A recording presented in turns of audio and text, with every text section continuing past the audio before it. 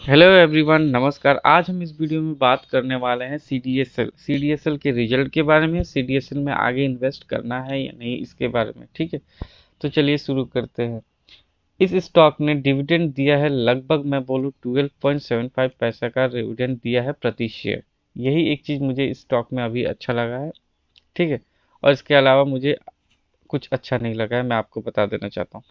तो हम बात करते हैं रेवेन्यू का। रेवेन्यू जो है, अब ईयर ईयर ऑन ईयर देखा जाए तो 17% का फॉल है। अगर मैं बताऊं क्वार्टर के बताओ तो अगर तो 13% का फॉल है। ईयर ऑन ईयर 17% का फॉल दिखा रहा है ये, और क्वार्टर ऑन क्वार्टर दिखा है तो 13% का फॉल दिखा। फिर भी बहुत ही खराब है ये स्टॉक का इस बार का रिजल्ट। ठीक है, और मैं टोटल एक्सपेंसेस का बात करूँ तो पिछले साल 12,000 के आसपास था, 12,939 के आसपास था। और इस साल इस लास्ट क्वार्टर की बात करूँ तो लगभग 16,045 के आसपास था, और इस क्वार्टर जो था वो 16,395 के आसपास था लगभग।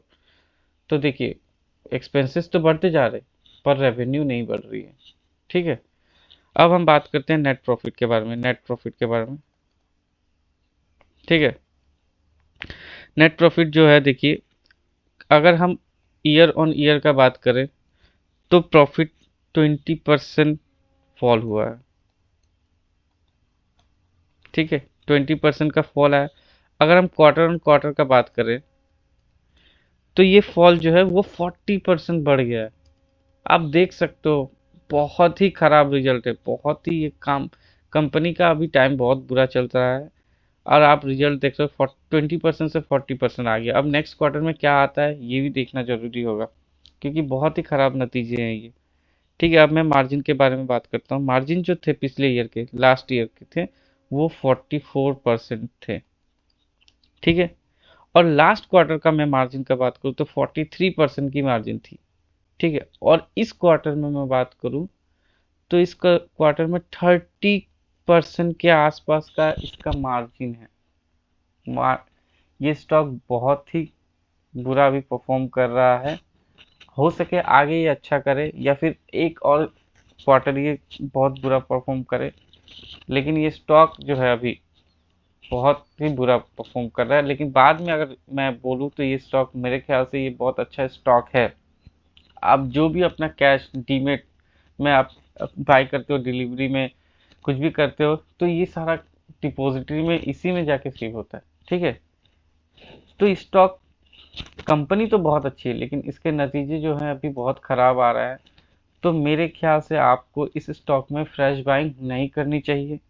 ये अभी आपको कम से कम फिर से जो है लगभग 1100 के आसपास दिखा सकता है स्टॉक। अगर आपको ये 1000 के आसपास ये पहुंच जाता है स्टॉक, तो आप इसमें बाई कर सकते हैं। इतना है मेरा सलाह। लेकिन अभी के लिए मैं इसे बोलूँगा, अभी के लिए आप इसको इग्नोर करें। मेरा भी इस स्टॉक में होल्डिंग है, पर मैं लॉस में हूँ एक्चुअली अभी। पर मैं आपको सजेशन यही दूंगा कि अभी के लिए आपको स्टॉक से दूर रहना है। अगर आपको ये स्टॉक्स 1100 के आसपास आता है, ठीक है, या फिर 1000 के आसपास आता है, तो आप ज़रूर इस स्टॉक में एक बार देखें इस स्टॉक को, क्योंकि ये स्टॉक बहुत अच्छा है, कंपनी अच्छी है, और ये स्टॉक बहुत ऊपर जा सकता है। और मेरे ख्याल से लगभग ये 1500 के आसपास का आपको वैल्यू दिखा सकता है। और इसका जो मैं बोलूँ, पिछले साल इसी इसी टाइम में देख सकते हो, ये पिछले साल इसी टाइम में ये लगभग 1800 के आसपास ये स्टॉक चला गया था, लेकिन तब से ही फॉल दिखा रहा है ये स्टॉक।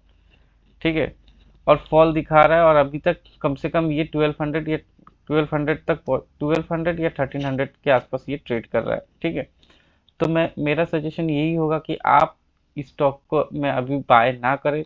अगर आपको 1100 या फिर 1000 के आसपास ये अगर पहुंचता हुआ दिखता है, तो आप इस स्टॉक में फ्रेश बाइंग का एक बार सोच सकते हो। उससे पहले आप इस स्टॉक से मत सोचो कि आप इस स्टॉक में इन्वेस्ट करना है। तो मेरे ख्याल से आप इस स्टॉक के बारे में रिजल्ट भी समझ में आ गया होगा, और मेरा डिसीजन जो आप बोला है मैंने कि आपको लेना है या नहीं लेना है, ये भी आपको समझ में आ गया होगा। तो आज के लिए इस वीडियो में इतना ही। धन्यवाद।